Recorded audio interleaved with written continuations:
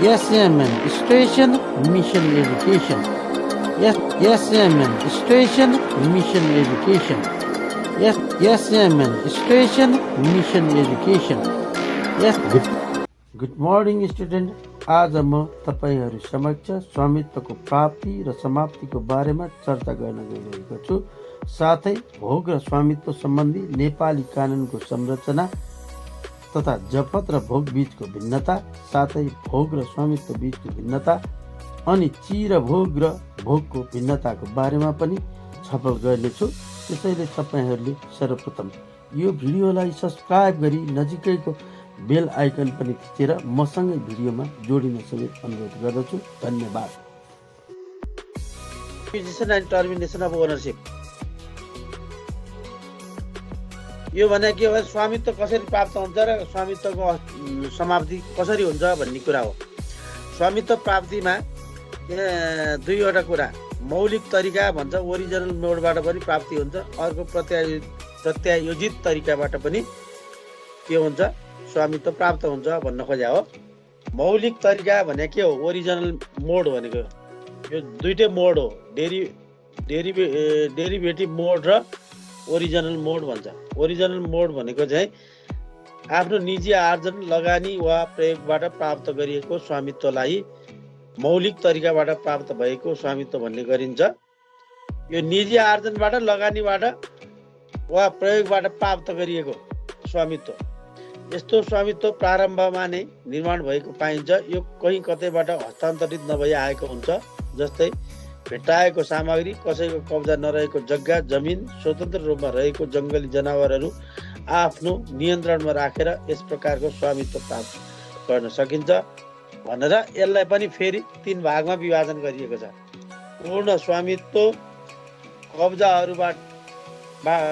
कब्जाबाट स्वामित्व, बढोत्तरीबाट स्वामित्व भनेर यसलाई 3 भागमा विभाजन गरिएको छ।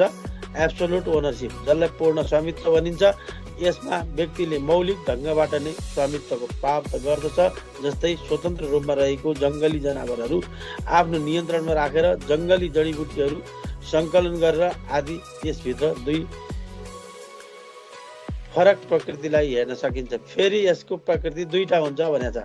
नियन्त्रणबाट बाई कन्ट्रोल भनेको छ। स्वतन्त्र रूपमा रहेको जङ्गली जनावरहरू आफ्नो नियन्त्रणमा राख्ने कुरा चाहिँ यो नियन्त्रण भइहाल्यो। अर्को विशिष्टीकरण भन्छ, बाई स्पेसिफिकेसन, अरूको जग्गाको माटोको प्रयोग गरी भाँडाकुँडा वा इँटा बनाउने। माटो त जमिनको प्रयोग गर्ने हो, त्यो पनि अर्काको जमिनको, त्यो जमिनबाट प्राप्त भएको माटोबाट चाहिँ भाँडाकुँडाहरू बनाउने। यसलाई चाहिँ विशिष्टीकरण भन्छ, विशिष्टीकरण गरियो। यसरी पूर्ण स्वामित्व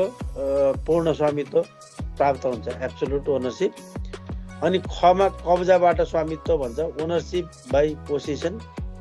यसमा लामो समयसम्म आफ्नो कब्जामा राखेको वस्तुमा पछि आफ्नो स्वामित्व स्थापित भएको मानिन्छ। कब्जा लामो समयसम्म राखेपछि त्यो भोगमा परिणत हुन्छ। भोगाधिकार पछि अल्टिमेटली अझ लामो समयसम्म भोगमा राखियो भनेदेखि त्यो चाहिँ स्वामित्वमा परिवर्तन हुन्छ भन्दा हामीले भोगाधिकार पर्दा पनि भनेका थियौँ। यही कुरा हो। बढोत्तरीबाट स्वामित्व भन्छ अर्को, ओनरसिप बाई एक्सेसन भन्छ, एक्सेसन। यसमा कब्जामा रहेको वस्तुलाई बढाएको वा वृद्धि भएको वस्तुहरू पर्दछन्। जस्तै फलफुलको बोटबाट उत्पादन भएको फलहरू, कब्जामा रहेको जनावरबाट जन्मेको आदि। अब कब्जामा लिएको जनावरहरू अथवा फलफुलहरू बढाएकोबाट पनि के हुँदो रहेछ भने बढोत्तरीबाट स्वामित्व प्राप्त हुने भने हो। सुरुमा 2टा बोट सुन्तला थियो, पछि 4वटा बोट सुन्तला भयो, जमिन त त्यही हो, त्यो बढ्यो। त्यसरी पनि त्यो स्वामित्वमा आयो भन्न खोजा हो। यसरी हामीले जस्तो मौलिक तरिकाबाट स्वामित्व प्राप्त गर्नको लागि पहिलो पूर्ण स्वामित्वको कुरा गऱ्यौँ। पूर्ण स्वामित्वमा पनि नियन्त्रणबाट र विशिष्टीकरण भन्ने कुरा आयो। अनि त्यसपछि कब्जाबाट स्वामित्व प्राप्त गर्ने, बढोत्तरीबाट स्वामित्व प्राप्त गर्ने। यो 3 तरिकाबाट चाहिँ मौलिक तरिका भन्छ स्वामित्व प्राप्त गर्ने। मौलिक तरिकाहरू यो 3वटा भयो। अब यसै गरी 2 नम्बरमा प्रत्यायोजन स्वामित्व भनौँ, डेरिभेटिभ मोडमा चाहिँ यसमा निश्चित कानुनी प्रक्रियाद्वारा स्वामित्वको निर्माण भएको हुन्छ। यसमा स्वामित्व हस्तान्तरण, स्वामित्व सट्टापट्टा हुने निश्चित कानुनी प्रक्रियाद्वारा हुन्छ भनियो। अब यो भनेको निश्चित कानुन प्रक्रियाद्वारा स्वामित्वको निर्माण हुने भनेको एउटा कानुन त चाहियो। यसमा स्वामित्व हस्तान्तरण, स्वामित्व सट्टापट्टा हुने निश्चित कानुनी प्रक्रियाद्वारा हुन्छ। बिना कानुन प्रत्यायोजन गर्न सकिँदैन। जस्तो संविधान हो, संविधान अन्तर्गत रहेका कानुनहरू भयो। कानुनमा पनि अब विषयवस्तु अनुसारका कानुनहरू हुन्छ। अब भूमि सम्पत्ति हो कि सम्पत्ति छुट्टै हो कि करार सम्बन्धी छुट्टै हो कि, अब यी सबै कानुनले चाहिँ के गरिएको हुन्छ भने अधिकारहरू दिएको हुन्छ। त्यही अधिकारको आधारमा सट्टापट्टा हुन्छ, स्वामित्वको हस्तान्तरण हुन्छ। यो प्रक्रियालाई चाहिँ पालना गर्नुपर्ने हुन्छ। अब स्वामित्वको समाप्तिको कुरा गरौँ हामीले, टर्मिनेसन अफ ओनरसिप भनेर। स्वामित्व भन्ने विषय नितान्त कानुनी हो। यो भोग जस्तो कब्जा मात्र होइन, भोग जस्तै आफ्नो नियन्त्रणमा लिने मात्र कुरा होइन, यो त कानुनी कुरा हो। एकपटक स्थापित भइसकेको स्वामित्व सधैँ उसैसँग रहँदैन। निम्न अवस्थाहरूमा एउटा स्वामीले आफ्नो स्वामित्व गुमाउन सक्छ। अब यो स्वामित्व सधैँ एउटैकोमा रहनुपर्छ भन्ने कुरा हुँदैन। अब यो निश्चित अवस्थामा त्यो प्राप्त गरेको स्वामीले पनि आफ्नो स्वामित्व गुमाउँछ। स्वामीले आफ्नो हक अधिकारको प्रयोग गर्नबाट वञ्चित हुने अवस्था निम्न कारणबाट हुन्छ। भनेको स्वामित्व गुमेको अवस्था भनेकै उसले आफूसित भएको अधिकारको प्रयोग गर्न नसक्ने अवस्था या वञ्चित भएको अवस्थामा पुग्न सक्छ। के कारणले पुग्न सक्छ भनेर स्वामी आफैले दर्ता गरी दिएर भन्छ। बाई रजिस्ट्रेसनबाट पनि स्वामित्व हस्तान्तरण हुन्छ, स्वामित्व गुम्न सक्छ। आफैले त्यागेर बाई अबान्डन भन्छ।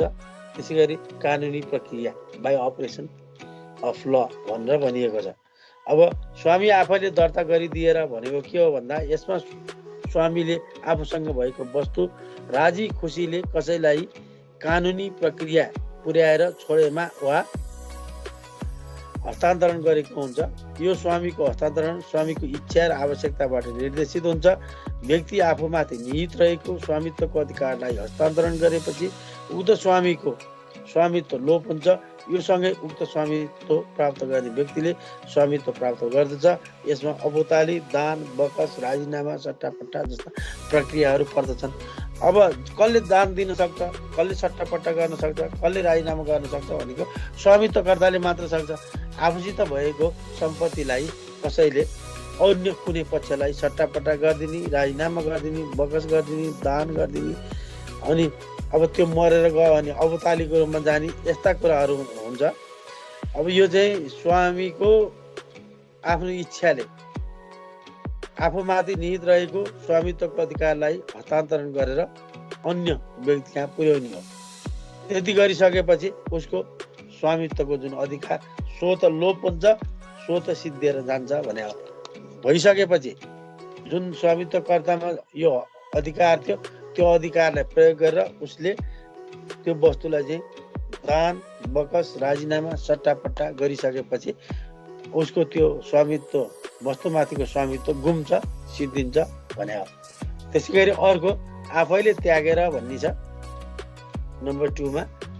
यो भनेको बाई अबान्डन, आफ्नो स्वामित्वमा रहेको सम्पत्ति त्यागेमा उक्त स्वामित्वको अन्त्य हुन्छ। भनेको वस्तुमाथिको अधिकार या स्वामित्व स्वत समाप्त हुन्छ यदि त्यो व्यक्तिले आफूले आफ्नो कब्जामा या आफ्नो स्वामित्वमा रहेको सम्पत्ति उसले त्यागिदियो भने, उसले त्यो लिन चाहेन भने।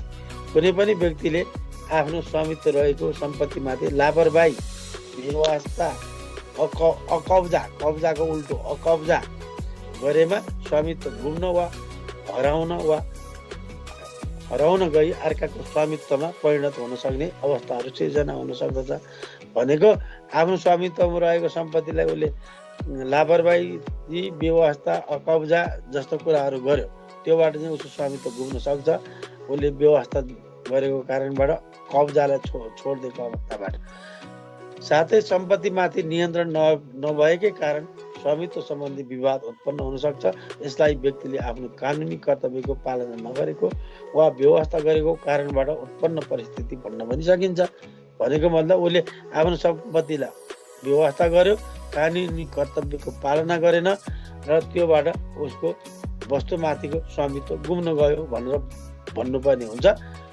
भारतीय र अङ्ग्रेजी कानुनमा 12 वर्षसम्म निरन्तर सम्पत्ति कब्जामा रहेमा पहिलेको स्वामीले त्याग गरेको मानिने व्यवस्था रहेको पाइन्छ।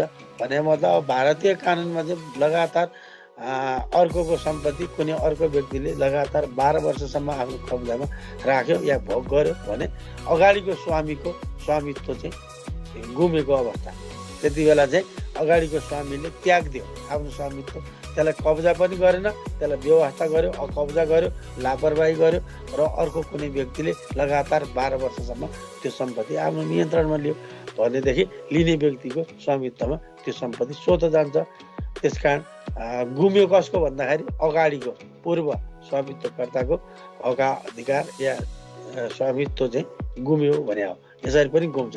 सम्पत्तिमा व्यवस्था गरिसकेपछि आफ्नो कब्जामा लिनुपर्ने कुराहरू नलिइसकेपछि अनि त्यसलाई चाहिँ लापरवाहीपूर्वक छोडिदिएको अवस्थामा त्यो सम्पत्तिलाई अरू कसैले कब्जा गर्यो भनेदेखि त्यो लामो समयसम्म कब्जा हुँदै भोग हुँदै स्वामित्वमा परिणत हुन सक्छ भन्ने कुरा हो। यो चाहिँ कारण के भन्दाखेरि अगाडिको स्वामित्वकर्ताले आफैले आफ्नो सम्पत्ति त्यागेको अवस्थामा, त्यागेको भनेको लापरवाहीपूर्वक त्यसलाई चाहिँ कब्जामा नलिएको अवस्थाबाट अर्को व्यक्तिमा त्यो अधिकार सर्यो। अगाडिकोले त गुमायो। कानुनी प्रक्रिया भन्ने छ बाइ अपरेसन अफ ल। यसमा स्वामित्वको अन्त्य बाध्यात्मक अवस्था वा कानुनी हस्तक्षेपको कारण हुने गर्दछ। व्यक्तिलाई प्राप्त हक अधिकार कानुनले दिएको छुटको अवस्था वा कानुनको मान्यतालाई सुरक्षित गर्न नसकेबाट कानुनले छिनेर लिने अवस्था हो। जस्तै राज्यलाई तिर्नुपर्ने कर नतिरेमा कानुनी प्रक्रियाद्वारा सरकारले सम्पत्ति लिलाम गरी कर असुलोपर गर्नु, देश विकासका निम्ति उचित मुआवजा प्रदान गरेर जग्गा जमिन अधिग्रहण गर्नु, अदालतबाट निर्धारित दण्ड जरिवाना नतिरेमा वा सरकारी बाँकी बक्यौता नतिरेको अवस्थामा उक्त व्यक्तिको सम्पत्तिबाट असुलोपर गरिने प्रक्रिया कानुनी प्रक्रिया यस अन्तर्गत पर्दछ। कानुनी प्रक्रिया अन्तर्गत चाहिँ भन्न खोजेको के हो भन्दाखेरि कानुनले नै तोकिदिएको हुन्छ। एक्जाम्पलको रूपमा सबै स्वामित्वकर्ताहरूले राज्यलाई कर तिर्नुपर्ने हुन्छ। कर नतिरेको अवस्थामा या तिर्न नसकेको अवस्थामा उसको जुन सम्पत्ति हुन्छ त्यो सम्पत्तिलाई चाहिँ राज्यले लिलाम गर्न सक्छ। लिलाम गरेर आफ्नो लिनुपर्ने बक्यौताहरू करको असुली गर्न सक्छ राज्यले। साथसाथै कसैको सम्पत्तिलाई उचित मुआवजा दिएर या जग्गा जमिनको कुरा गर्दाखेरि सरकारले के गर्न सक्छ भन्दाखेरि देश विकासको लागि सर्वजनको हितको लागि भनेर स्वामित्व कब्जा गर्न सक्छ। अनि अदालतले पनि दण्ड जरिवाना लगाएको हुन्छ मुद्दा मामिलामा। त्यो अवस्थामा अदालतमा तिर्नुपर्ने जुन दण्ड जरिवाना 10औं 20औं भन्छ यो कुराहरू तिर्न नसकेको अवस्थामा बाँकी बक्यौता तिर्न सकेन भने त्यसमा पनि अदालतले सम्पत्ति उप कब्जा जमाएर या सम्पत्तिको लिलाम गरेर असुल उपर गर्न सक्छ भन्न खोजेको हो। के भयो हजुर? अनि सम्पत्ति नै छैन भने त्यो पहिला कर लिएको चाहिँ सबै सकिसक्यो अनि पछि सम्पत्ति केही छैन भने त्यहाँ अपरेसन अफ लको कुरा आएन। सम्पत्ति छैन भने यो कुरै भएन। सम्पत्ति भएको अवस्थामा भने हो। सम्पत्ति भएको अवस्थामा सम्पत्ति हो उसको त अलरेडी पहिले गुमेको छ। सम्पत्ति नै छैन भने यो जुन व्यवस्थाले असर गरेन सम्पत्ति नभएकोलाई। सम्पत्ति भएकोको चाहिँ कुरा गरेन। यो त हामी सम्पत्ति भएको मान्छेले सम्पत्ति गुमाउने भन्ने कुरा पढिराखेका छौँ नि त हामीले। स्वामित्व भएको व्यक्तिले स्वामित्व गुमाउने। स्वामित्व कहाँ हुन्छ भन्दाखेरि उसित सम्पत्ति चिज वस्तु हुनु पर्यो। चिज वस्तु एउटा प्राप्ति गर्ने तरिका हामीले पढे चाहिँ एउटा प्राप्त गर्ने तरिका भयो, एउटा चाहिँ के गर्ने गुमाउने तरिका भयो या समाप्ति। स्वामित्व समाप्तिको कुरा र प्राप्तिको कुरा पढ्यौँ हामीले। यो छैन भने के हुन्छ भन्ने कुरा त आएन नि यसमा। प्राप्ति गर्न पर्यो, प्राप्ति भएको चिज चाहिँ पछि समाप्ति पनि हुन्छ भन्ने कुरा मात्र हो यो। अब जसको छैन उसको प्राप्ति नै छैन भने त्यहाँ समाप्ति हुने अवस्था पनि त हुँदैन नि। यसरी बुझौँ है। हेलो बुझ्यो होइन? प्राप्ति नभइकन समाप्ति हुँदैन। पहिला त प्राप्ति हुनु पर्यो नि। अब तिमीले भनेको प्रश्नमा चाहिँ यहाँ छँदै नभएको हुँदै नभएको मान्छेको समाप्ति कसरी हुन्छ? भएको मान्छेको पो समाप्ति हुन्छ त भन्ने सेन्समा जाउँ भने हो। ल अब अर्को हेरौँ है, भोग र स्वामित्व सम्बन्धी नेपाली कानुनको संरचना भन्ने छ। नेपालमा भोग र स्वामित्व पोसेसन एन्ड ओनरसिप सम्बन्धी प्रचलित कानुनको रूपमा मुलुकी संहिता, यो जुन मुलुकी देवानी संहिता 2074 रहेको छ, यसलाई संहिताको भाग 4 सम्पत्ति सम्बन्धी कानुनको परिच्छेद 2 मा व्यवस्था गरिएको छ। स्वामित्व र भोगका अधिकार सम्बन्धी व्यवस्थालाई दफा 266 देखि दफा 275 सम्म समेटिएको पाइन्छ। कुनै पनि व्यक्तिलाई कुनै सम्पत्तिमा हक प्राप्त भएमा त्यस्तो सम्पत्तिमा निजको स्वामित्व रहेको मानिन्छ। कानुनको अधीनमा रही कुनै पनि व्यक्तिलाई कुनै सम्पत्तिमा स्वामित्ववालाको हैसियतले दिएको अधिकार हुने व्यवस्था छ। सम्पत्ति उपभोग गर्न यो चाहिँ अधिकारहरू भयो। 1 नम्बरमा सम्पत्ति उपभोग गर्न, सम्पत्ति बिक्री वा अन्य तपाईँले कसैलाई हक हस्तान्तरण गर्न, सम्पत्तिको कुनै किसिमले धितो वा बन्दकी राख्न, सम्पत्तिको कुनै कारोबार गर्न, सम्पत्तिबाट जुनसुकै किसिमबाट फाइदा लिन, आफ्नो जग्गा जमिनमा कुनै किसिमको भौतिक संरचना निर्माण गर्न, पर्खाल वा बार लगाउन, घेर्न वा साथ सिमाना छुट्याउन वा कुनै सम्पत्तिको स्वरूप परिवर्तन गर्न वा कुनै पनि किसिमले सम्पत्तिको संरक्षण गर्न, आफ्नो जमिन वा जमिनको भाग वा त्यसमा रहेको वस्तु वा जमिन माथिको आकाश प्रयोग गर्न, सम्पत्ति कुनै तवरले नष्ट वा समाप्त गर्न, सम्पत्ति प्राप्त वा सुरक्षा गर्ने सम्बन्धमा कुनै पनि किसिमले कानुनी कारबाही चलाउन भनेर यो चाहिँ कुनै पनि व्यक्तिलाई कुनै सम्पत्तिमा हक प्राप्त भएमा त्यस्तो सम्पत्तिमा निजको स्वामित्व रहेको मानिन्छ। कानुनको अधीनमा रही कुनै पनि व्यक्तिलाई कुनै सम्पत्तिमा स्वामित्ववालाको हैसियतले यो चाहिँ अधिकारहरू प्रदान गरिएको छ। यो जुन अहिले मैले भने सम्पत्तिको उपभोग गर्नदेखि लिएर सम्पत्ति प्राप्त वा सुरक्षा गर्ने सम्बन्धमा कुनै पनि किसिमको कानुनी कारबाही बढाउनको लागि स्वामित्वकर्तालाई चाहिँ के दिएको छ भन्दाखेरि अधिकारहरू दिएको छ। यो कहाँ छ भन्दाखेरि यो व्यवस्था मुलुकी देवानी संहिताको परिच्छेद 2 मा दफा 266 देखि दफा 275 सम्म यी कुराहरूको व्यवस्था गरिएको छ भनेर हामीले बुझ्नु पर्यो। पोसेसन एन्ड ओनरसिप सम्बन्धी कुरा चाहिँ हामीले त्यहाँ पाउँछौँ। कहाँ भन्दाखेरि मुलुकी देवानी संहितामा। यो हाम्रो नेपालको प्रचलित कानुन हो, यसले दिएका अधिकारहरू यिनै हुन्। त्यसै गरी कसैले कुनै सम्पत्ति भोग गर्ने मनसायले कानुन बमोजिम आफूसँग राखेमा त्यस्तो सम्पत्तिमा निजको भोगाधिकार रहेको मानिन्छ। भोगाधिकार स्वामित्ववालाको हैसियतले अन्य व्यक्तिको स्वामित्वमा रहेको सम्पत्ति कानुन बमोजिम प्राप्त गरेर भोगाधिकारको सहमति लिई प्राप्त गर्न सकिन्छ। यस्तो भोगाधिकार आफैले वा प्रतिनिधि मार्फत गर्न सकिन्छ।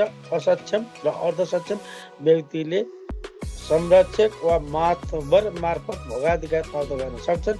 भोगाधिकार निम्न किसिमले समाप्त हुन सक्छ भनेर सम्पत्ति परित्याग गरेमा, सम्पत्ति हस्तान्तरण गरेमा, कुनै सम्पत्ति पूर्ण रूपमा नष्ट वा बेकाममा भएमा भनेर यो चाहिँ यो पनि कानुनमा भएको व्यवस्था भयो। यो चाहिँ माथिको चाहिँ स्वामित्वको कुराहरू भयो, अधिकारको कुरा भयो। अब यो पनि अधिकार हो, यो चाहिँ भोगको कुरा हो। भोग कहाँ हुन्छ भन्दाखेरि अर्कोको स्वामित्वमा रहेको सम्पत्ति लामो समय कब्जा गऱ्यो भने भोगाधिकार प्राप्त हुन्छ भनेर हामीले पढिसकेका छौँ योभन्दा अगाडि नै। अब यो यसको समाप्ति कसरी हुन्छ भन्दा सम्पत्ति परित्याग गरेमा, यो पनि हामीले भर्खर यो युनिटभन्दा अगाडि पढे हो। सम्पत्ति परित्याग गरेमा भनेको आफ्नो भोगमा रहेको सम्पत्ति अब म यसलाई कब्जा गर्दिनँ, अब यो सम्पत्ति मेरो नियन्त्रणमा राख्दिनँ भनेर उसले परित्याग गरिदियो, छोडिदियो भनेदेखि भोग स्वतः समाप्ति हुन्छ। अनि सम्पत्ति हस्तान्तरण गरेमा भनेको आफ्नो नियन्त्रणमा रहेको, आफूले भोग गरिरहेको सम्पत्ति अरू कसैलाई चाहिँ अब तिमीले यो हस्तान्तरण अब तिमीले यो भोग गर भनेर उसले चाहिँ अर्कोलाई आफ्नो अधिकार हस्तान्तरण गर्यो भने पनि भोग समाप्ति हुन्छ भनेर हामीले पढिसकेका छौँ। अनि कुनै सम्पत्ति पूर्ण रूपमा नष्ट वा बेकाममा भएमा भनेको जुन उसको नियन्त्रणमा रहेको सम्पत्ति पूर्ण रूपमा नष्ट भयो, काम नलाग्ने भयो, बेकाममा भयो भने त्यो अवस्थामा पनि भोगाधिकार समाप्त हुन्छ भने हो। अब भोगको अधिकार कसरी प्रयोग गर्ने भनेर हामीले हेर्दाखेरि भोगाधिकारको सहमति लिई भनेको जसले सम्पत्ति भोग प्राप्त कसरी गर्ने भन्दाखेरि या भोगको प्रयोग कसरी गर्ने भन्दा भोगाधिकार आफैले वा प्रतिनिधि मार्फत प्राप्त गर्न सक्छ भन्यो। अब भोग गर्दाखेरि गर्ने व्यक्ति चाहिँ असक्षम र अर्धसक्षम व्यक्तिले कसरी गर्छ त भन्दा उसले संरक्षक राखेको हुन्छ, संरक्षक मार्फत त्यो सम्पत्तिको भोग या नियन्त्रण गरिराखेको हुन्छ भने मातपर मार्फत भनेको जुन जिम्मा लिने व्यक्ति जसले चाहिँ त्यो सम्पत्तिको जिम्मा लिएको हुन्छ उसले सम्पत्तिको भोग प्राप्त गरेको हुन्छ र भोगको प्रयोग पनि त्यसरी भइराखेको हुन्छ भनेर चाहिँ यो हाम्रो मुलुकी देवानी संहिता 2074 भएको व्यवस्था भयो। अब जफत र भोग बीचको भिन्नता भनेर अर्को एउटा सानो टाइटल हामीले यसमा पढ्नुपर्ने हुन्छ। कुनै पनि धनीलाई उचित मुआवजा नदिई व्यक्तिगत सम्पत्ति सरकारले अधिग्रहण गर्ने कार्यलाई जफत भनिन्छ। धनीलाई उचित जस्तो कानुनमा चाहिँ कसैको सम्पत्ति अधिग्रहण गर्नु परेमा सरकारले समेत उसलाई उचित मुआवजा दिएर सम्पत्ति चाहिँ स्वामित्वकर्ताबाट छिन्न सक्छ, लिन सक्छ। अब यसलाई चाहिँ हामी के जफत भन्दैनौँ। जफत भनेको चाहिँ कस्तो भन्दा मुआवजा दिनुपर्ने मुआवजा नदिइकन अधिग्रहण गर्ने कार्यलाई जफत भनेर भनिएको हो। यसमा चाहिँ मुआवजा दिँदैन। यो सरकार वा अधिकारीबाट दण्ड स्वरूप कुनै अपराधीको सम्पत्ति हरण गरिने कार्य वा सार्वजनिक वा राज्यका प्रयोगका निम्ति व्यक्तिगत सम्पत्ति लिने कार्य हो भनेको। राज्य सञ्चालनको क्रममा राज्यमा थुप्रै प्रकारका व्यक्तिहरू हुन्छन् जो अपराधी व्यक्तिहरू जसले ज्यान सम्बन्धी अपराध गर्यो, जसको चाहिँ सर्वस्व हरण गर्नुपर्ने अवस्था आयो, त्यति बेला चाहिँ सरकार वा सरकारका अधिकारीहरूबाट दण्ड स्वरूप त्यो जुन अपराधीको सम्पूर्ण सम्पत्ति चाहिँ के गर्नु पर्यो, जफत गर्नुपर्ने अवस्था भयो भनेदेखि उसलाई कुनै पनि मुआवजा नदिकन सरकारले आफ्नो नियन्त्रणमा लिन्छ। त्यसैले हामीले के भन्छ भने कब्जा भनेर बुझ्नु पर्यो। सरी, जफत भनेर त्यसलाई कन्फिस्केसन भन्छ। कन्फिस्केसन भनेको चाहिँ के हो भन्दाखेरि यो चाहिँ जफत गर्ने कुरा। जफत गर्दाखेरि कुनै पनि मुआवजा दिँदैन, दण्ड स्वरूप चाहिँ लिने कुरा भयो। कुनै पनि व्यक्तिको मन्जुरी नलिई शारीरिक बल प्रयोग गरी जसमा थुनछेक जस्ता कार्य पनि सामेल हुन सक्छ। निजसँग कुनै गैर कानुनी कार्य गराउन वा कानुनी कार्य नगराउन बाध्य गर्ने किसिमलाई चाहिँ हामी जफत भनेर बुझ्नु पर्यो। जफत भनेको बल पनि प्रयोग गरेर जफत गर्न सक्ने, उसलाई थुनछेक गरेर पनि जफत गर्न सक्ने कुरा भयो। अथवा कुनै व्यक्तिले गैर कानुनी स्रोतबाट आर्जन गरेको सम्पत्तिलाई सरकारी निकायहरूबाट आफ्नो नियन्त्रणमा लिने कार्य नै जफत हो। अब जफतको अर्थ के रहेछ भन्दाखेरि कुनै व्यक्तिले सम्पत्ति कमाएको छ, उसको स्वामित्वमा लिएको छ, तर त्यो गैर कानुनी क्रियाकलापबाट प्राप्त गरेको छ भन्ने राज्यलाई लाग्यो भने त्यो सम्पत्तिमा सर्वप्रथम राज्यले यो कन्फिस्केसनको प्रयोग गर्छ। यो भनेको जफत गर्ने काम गर्छ। तर कुनै पनि वस्तुको भौतिक नियन्त्रणलाई भोग वा कब्जा भनिन्छ। अब वस्तुको नियन्त्रणलाई चाहिँ भोग र कब्जा नै भनिन्छ। यसबाट स्वतन्त्र रहेको कुनै पनि वस्तुमाथि भौतिक नियन्त्रण हुने गर्दछ। कुनै व्यक्तिले आफ्नो सम्पत्तिमा अरू कसैको हस्तक्षेप बिना आफू खुसी गर्न पाउने शक्ति राख्दछ। कुनै व्यक्तिको प्रयोग र उपभोगको लागि पूर्ण स्वामी वा मर्यादित स्वामीको रूपमा सम्पत्तिको विषय हुन सक्ने कुनै वस्तुको आदर्श वा वास्तविक संरक्षण वा नियन्त्रण कब्जा हो। तसर्थ जफत र भोग बीच भिन्नता रहेको भन्न सकिन्छ। अब यसरी हामीले भोगमा चाहिँ यो कानुनी नै जस्तो भयो। कानुनी त स्वामित्वकर्ताको हुन्छ। भोग भनेको स्वामीले अब त्यसलाई त्यागिदिएको अवस्थामा स्वामीले भोगकर्तालाई आफू खुसीले भोग गर्न दिएको अवस्थामा अथवा लामो समयसम्म नियन्त्रणमा त्यो सम्पत्ति लिएको अवस्थामा प्राप्त हुने कुरा, यो त्यति गैर कानुनी कुरा भएन।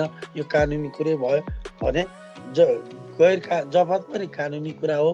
तर गैर कानुनी रूपमा आर्जन गरेको सम्पत्ति सरकारले राज्य सञ्चालनको क्रममा यदि त्यसलाई नियन्त्रणमा लिन्छ भने त्यो चाहिँ जफत भनेर बुझ्नु पर्यो। भोग र जफतको बिचमा चाहिँ तात्विक भिन्नता छ।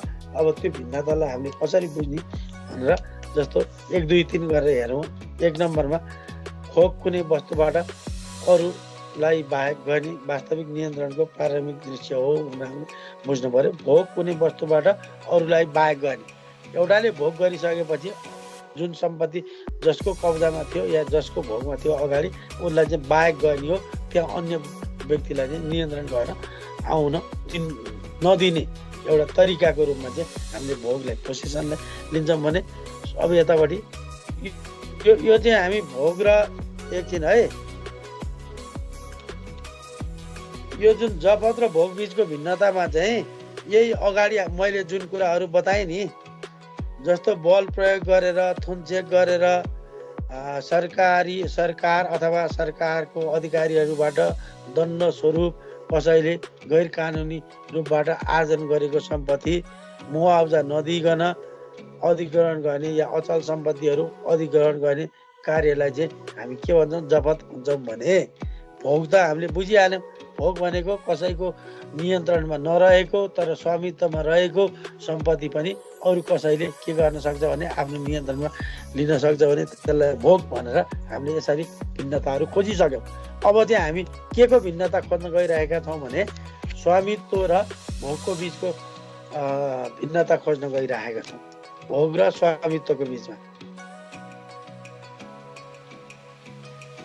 अब जस्तो भोग र स्वामित्वको बिच हामीले योभन्दा अगाडि त यो दुईटाको बिचमा भिन्नता पढेको छैन। अब यो हामी हेरौँ है।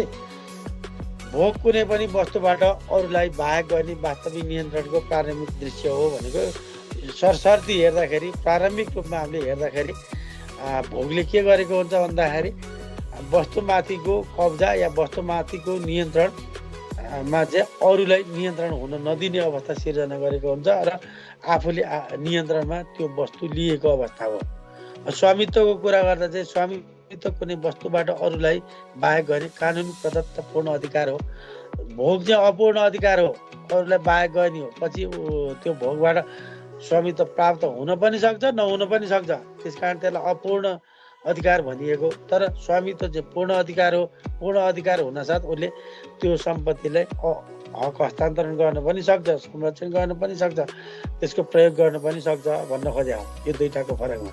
अब भोगको सम्पूर्णतातर्फ विचार गर्दा यसभित्र भौतिक नियन्त्रण जसलाई चाहिँ कब्जा भनेर भनिएको छ, प्रयोगको मनसाय, अर्को चाहिँ मनसाय हुनु पर्यो, सहित वास्तविक कब्जा र शारीरिक नियन्त्रणको प्रत्यक्ष प्रमाण समेत पर्दछ। भोगको अन्तर्गत चाहिँ हामीले विचार गर्दाखेरि त्यहाँ चाहिँ भौतिक नियन्त्रण हुनु पर्यो सम्पत्तिको, अनि त्यो सम्पत्ति नियन्त्रणमा राख्ने वास्तविक कब्जामा राख्ने मनसाय हुनु पर्यो भोगकर्ताको, अनि शारीरिक नियन्त्रणको प्रत्यक्ष प्रमाण रहेको देखिनु पर्यो। उसले चाहिँ आफूले त्यसलाई कब्जा गरेर राखेको अवस्था हुनु पर्यो। स्वामित्वको सम्पूर्णतातर्फ विचार गर्दा चाहिँ यसभित्र कुनै वस्तुलाई प्रयोग गर्ने अधिकार, उपभोग गर्ने अधिकार, उपभोगलाई कुनै किसिमबाट व्यवस्थित र अव्यवस्थित गर्ने अधिकार समेत पर्दछन् भन्नासाथ जस्तो स्वामित्वकर्ताले उपभोग गर्दाखेरि सम्पत्ति आफैले पनि गर्न सक्छ, अरू मार्फत पनि गर्न सक्छ। अघि भने जस्तो माथपर व्यक्तिबाट पनि त्यसको उपभोग गरिराखेको अवस्था हुनसक्छ, आफैले नियन्त्रण गरेको पनि हुनसक्छ, या अरू कसैलाई पनि यो तिमी भोग गर भनेर दिएको अवस्था हुनसक्छ। स्वामित्वको कुरा गर्दा यो चाहिँ कानुनी अधिकारको कुरा हो। कानुनले उसलाई त्यो सम्पत्ति जसरी भए पनि युटिलाइज गर्न सक्ने अधिकार प्रदान गरेको हुन्छ भने हो। नम्बर 3 मा भोग्ने स्वामित्वको प्रथम प्रमाण हो भनेर हामीले बुझ्नु पर्यो। अब भोग गरिसकेपछि सम्पत्तिको स्वामित्वको सिर्जना हुन्छ भनेर हामीले अगाडि पनि पढिसकेका छौँ। त्यसकारण पहिला भोग हुन्छ, त्यसपछि स्वामित्वको कुरा आउनसक्छ। स्वामित्व बन्नको लागि त्यहाँ चाहिँ भोग एउटा आधारको रूपमा काम गर्छ भन्न खोजिएको हो। स्वामित्व र भोग कानुनका बेग्ला बेग्लै अवधारणाहरू भए तापनि दुवैको बिचमा तादम्य सम्बन्ध छ भनेको नङ मासुको जस्तो सम्बन्ध छ यो दुईटाको बिचमा। जस्तै स्वामित्व अधिकार हो भने भोग तथ्य हो भनेर हामीले यो पनि पढिसकेका छौँ। स्वामित्व हुनसाथ भोगको पनि परिकल्पना सँगसँगै गाँसिएको हुन्छ। त्यसैले मोयानीको जग्गामा पनि कानुनी दृष्टिबाट भोगवाला स्वामी नै मानिन्छ भनेको लामो समय भोग गरिसकेपछि जस्तो अचल सम्पत्तिमा मोहीको पनि अहिले स्वामित्वमा परिणत हुने कानुन हाम्रो नेपालमा पनि छ। जस्तो जग्गा फाँड मोही र तल्सिङ बिचकोमा हुन्छ। मोहीको जग्गा हुँदैन थियो, त्यो चाहिँ स्वामित्व चाहिँ कसको थियो भन्दाखेरि पहिला स्वामित्वकर्ताको हुन्थ्यो, जग्गा धनीको हुन्थ्यो। अहिले चाहिँ त्यसलाई मोही र जग्गा धनी भनेर छुट्याइसकेपछि स्वामित्वको हक पनि मोयानीमा जग्गा कमाउने व्यक्तिकोमा जान्छ। त्यसकारण यो चाहिँ एउटा आधार भयो। स्वामित्व र भोग दुवै एउटै व्यक्तिमा हुनु अनिवार्य छैन। मोयानी लागेको जग्गामा स्वामित्व जग्गा धनीको र भोग मोहीमा रहेको हुन्छ भनेको यो दुईटा पक्ष फरक हो। जग्गा कमाउने व्यक्ति मोही हो भने जग्गा धनी चाहिँ स्वामित्वकर्ताहरू भयो। यो फरक हुन सक्छ भने हो। मोहीको सोझो सम्बन्ध जग्गा धनीसँग मात्र रहेको हुन्छ भने आफ्नो सम्पत्तिको सम्बन्धमा स्वामी र राज्यका बीच सोझै सम्पर्क हुन्छ। भोगको पक्का हस्तान्तरण सजिलो हुँदैन, स्वामित्वको हस्तान्तरण सजिलै हुन्छ। भोगको प्राप्ति गर्न सजिलो हुन्छ, स्वामित्व प्राप्त गर्न गाह्रो पर्दछ। जस्तै चोरीको मालमा चोरलाई भोग प्राप्त हुन्छ तर स्वामित्व प्राप्त हुँदैन भनेर यो दुईटाको बिचमा फरक देखाइएको हो। भोग सो धारणाको ठोस व्यवहार कार्यान्वयन पक्ष हो, स्वामित्व आफैमा पूर्ण धारणा हो भने हो। एउटा चाहिँ के हो भन्दाखेरि व्यवहारको कुरा भयो, अर्को चाहिँ पूर्ण अधिकारको कुरा भयो। यसरी अब चिर भोग र भोग बीचको भिन्नता भनेको चिर भोग भनेको लामो समयसम्म भोग गर्ने कुरा। अब यो म खर्र पढ्छु, यो आज च्याप्टर यही हामीले सिद्ध्याउनु पर्ने अवस्था आयो। कुनै पनि भौतिक सम्पत्ति आफ्नो हो भनी देखाउनको लागि यसलाई आफ्नो नियन्त्रणमा राख्नु कब्जा हो। जस्तो अरूको कब्जामा रहेको कलम, खल्तीमा रहेको पैसा, मोबाइल, पर्स आदि प्राचीन कालदेखि नै कब्जाको प्रचलन रहेको देखिन्छ। सुरुमा व्यक्तिगत सम्पत्तिको महत्त्व थिएन। जुन सामान वा वस्तु जसलाई चाहिन्छ, जसले सुरुमा कब्जा गर्दछ उसैको हुने व्यवस्था चल्दै आयो। कुनै वस्तु वा सम्पत्तिहरू सुरुमा जसले कब्जा गर्न सक्छ उसैको हुने गर्दछ। जसमा पानीमा रहेको माछा, उडिरहेका पन्छीहरू, छाडिएका सामानहरू जस्तै कसैको स्वामित्वमा नभएको कुनै चिज वस्तु पहिलो पटक कब्जा गर्ने व्यक्ति स्वामी हुने कार्यलाई ल्याटिन भाषामा रेस नुलियस भनिन्छ। कब्जालाई वास्तविक कब्जा र निर्माणात्मक कब्जा गरी दुई प्रकारको हुन्छ। यो हामीले पढिसकेका छौँ। एउटा वास्तविक हो, अर्को भनेर पढेका थियौँ। तर कुनै पनि सम्पत्ति कसैले भोग गरेको निश्चित समयावधि बितेको कारण सो सम्पत्ति भोगको आधारमा भोग गर्नेलाई सम्पत्तिमाथि अधिकार हुनुलाई भोगाधिकार वा चिर भोग भनिन्छ। भनेको अब लामो समयसम्म भोग गरिसकेपछि उसलाई चाहिँ एउटा सर्टेन अवधिसम्म भोग गरेपछि, जस्तै इन्डियाको कानुनमा 12 वर्षसम्म कुनै सम्पत्ति भोग गरिसकेपछि उसले स्वामित्व प्राप्त गर्ने भने जस्तो कुराकोलाई चाहिँ हामी चिर भोग भनेर भन्छौँ। जुन प्रेस्क्रिप्सन अथवा युज क्यापियो भनेर भनिन्छ। यसरी कानुनले तोकेको अवस्थामा सोही बमोजिम कसैले वस्तु वा सम्पत्तिमाथि भोग रहिरहन्छ, त्यसमा कसैले उजुर गर्दैन भने कानुन बमोजिमले स्वामित्व परिप्राप्त गर्ने अवस्था नै चिर भोग हो भनेको। अब यहाँ हामीले बुझ्नुपर्ने कुरा के हो भन्दाखेरि कानुनले तोकेको अवस्थामा सोही बमोजिम कसैले, कानुनले तोक्नु पर्यो पहिला कुरा, अनि सोही बमोजिम कसैले वस्तु वा स्वामित्वमाथि भोग गरिरहन्छ, त्यसमा कसैले उजुर गर्दैन भने कानुन बमोजिमले स्वामित्व पनि प्राप्त गर्ने अवस्था नै चिर भोग हो भनेको। अब कसैको सम्पत्ति छ, त्यसलाई चाहिँ कसैले भोग गर्यो र लामो समयसम्म गर्यो, जुन चाहिँ कानुनले तोकिदिएको समयसम्म उसले त्यसलाई भोग गर्यो भनेदेखि त्यसलाई चाहिँ हामी चिर भोग भन्छौँ। चिर भोगबाट स्वामित्वको सिर्जना हुनसक्छ भने हो। लामो अवधिसम्म स्वामीले आफ्नो सम्पत्तिबाट आफ्नो कब्जा छोड्नु तथा स्वामीभन्दा भिन्न व्यक्तिले यसै सम्पत्तिलाई धेरै लामो अवधिसम्म आफ्नो कब्जामा राखी लामो अवधिसम्म भोग गर्नु चिर भोगका महत्त्वहरू हुन्। चिर भोग सकारात्मक तथा नकारात्मक दुई प्रकारका हुन्छन् भनेर हामीले बुझ्नु पर्यो है। अब यो कुराहरू चाहिँ चिर भोग भनेको लामो समयसम्म कानुनले तोकेको समयसम्म कसैले भोग गर्यो भने चिर भोगबाट स्वामित्व प्राप्त हुन्छ भने हो। चिर भोग र भोग बीचको भिन्नता भन्नु, भोग पहिला कब्जा भयो, कब्जा भन्दा अलि लामो भोग हो, अनि भोग पछि गएर त्यो भोग चाहिँ अझ लामो कानुनले तोकेको अवधिसम्म कसैले नियन्त्रणमा सम्पत्ति लिएको छ भने त्यो अवस्थालाई चाहिँ हामी चिर भोग भनेर बुझ्छौँ।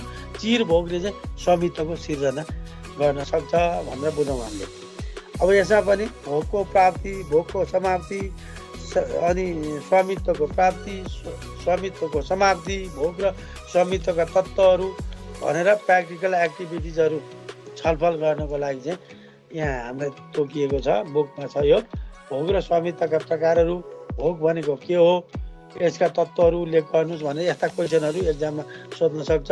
भोगका प्रकारहरू के रहेका छन् स्पष्ट पार्नुहोस् भन्ने कुरा भयो। भोगका प्रकारहरू अनि भौतिक भोग कस्तो किसिमको भोग हो यसलाई व्याख्या गर्नुहोस् भनेर यस्ता क्वेसनहरू भयो। भोगको प्राप्तिका तरिकाहरू के छन् यो सबै क्वेसनहरू राम्रोसित अहिले हामीले पढेको कुराबाट चाहिँ यसका एन्सरहरू हामीले खोज्न जान्नु पर्यो। भोगका समाप्ति भन्नाले के बुझ्नुहुन्छ, एकल स्वामित्व सहस्वामित्व यो हामीले अगाडि पढिसकेका कुराहरू भयो। यसको बिचमा भिन्नता देखाउनुहोस् भनेको छ।